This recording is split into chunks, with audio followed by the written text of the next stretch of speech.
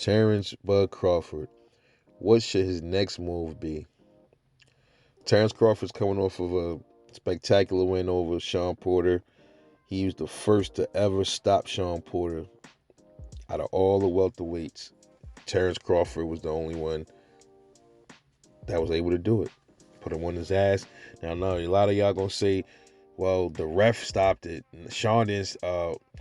Bud didn't stop him. Kenny did." Bullshit. And even if Kenny did, that don't make it any better. Now, does it? It actually makes Bud even look more of like a fucking savage. So, come on. But what should Terence Crawford's next moves be? As you know, we all want him to fight Errol Spence Jr. There's been years of back and forth and ducking and goalpost moving and bipolar shit and everything. Now Errol Spence is about to fight for the third belt, the WBA welterweight belt over Yordenis Ugas, coming up April 16th. And many of us are trying to see what's going to happen after Errol Spence. If he beats Ugas and gets past him, will he get in the ring after the fight and he's in the ring? Will he call out Terence Crawford? And then even after that, will the fight actually get made?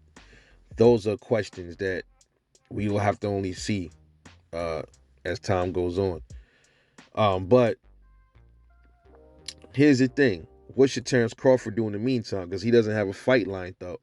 So should Terence Crawford fight anybody or wait it out and see what Errol Spence is going to do after April 16th? There's two ways, there's two paths I guess Bud could take. Either A, sit it out. Wait for the Errol Spence fight to take place. See if Ugas loses. To be honest, I don't want Errol Spence to lose. I want him to beat Ugas because I want to see Terence Crawford and Errol Spence go in there for undisputed. I want to see them two fight because that's what everybody been calling for. You know what I mean? These two dudes got some good power, decent skills from Errol Spence, excellent, great skills in Bud. Both of them have no losses. Good KO ratios between both of them. So we want to see that's a more even match than the Ugas. That's the reason why we want to see that fight. I would love to see Ugas and him too, but just not at the moment. But he can wait out Errol, wait and see what Errol does. Don't fight. And then if Errol gives the fight, they fight, sign the papers, and they actually ding, ding, ding in the ring. Cool.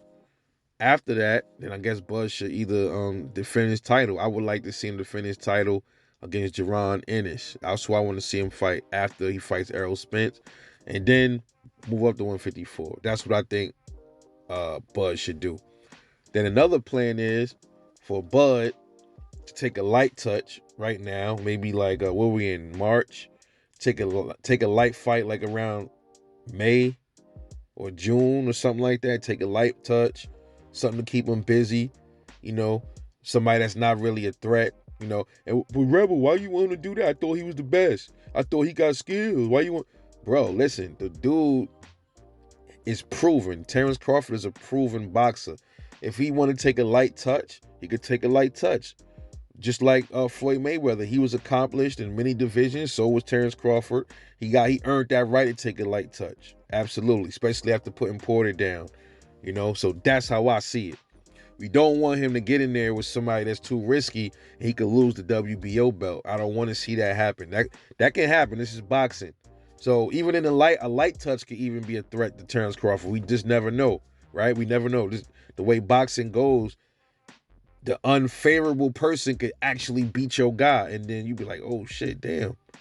I wasn't expecting that. How many times have we seen that happen already in the past months?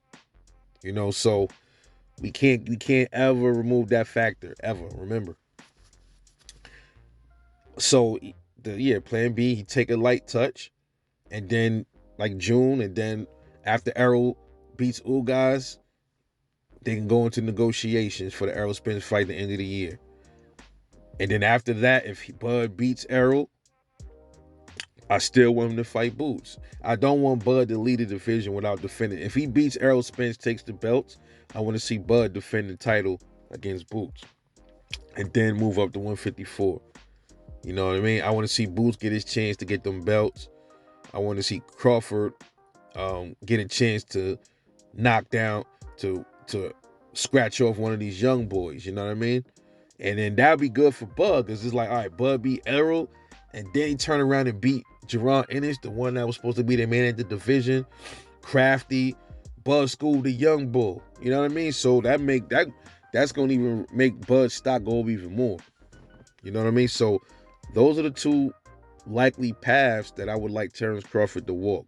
A, he sits it out and waits for Errol Spence, fights Spence if he gets the fight, beats Spence, and then fights Boots Ennis to defend his titles and then go up to 154 pounds. Or B, he takes a light touch now, sometime around June, then wait for Errol to beat Ugas if that's the case.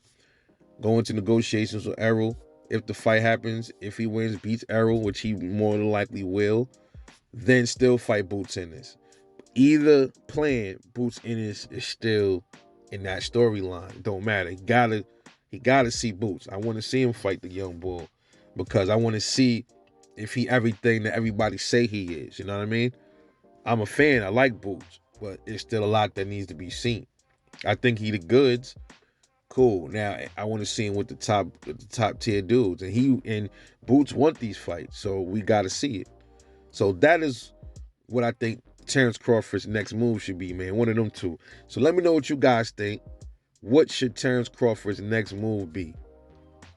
Like, subscribe, drop a comment, support the channel. This is Rebel Life Boxing, and I'll catch y'all later in the next one, and I'm out.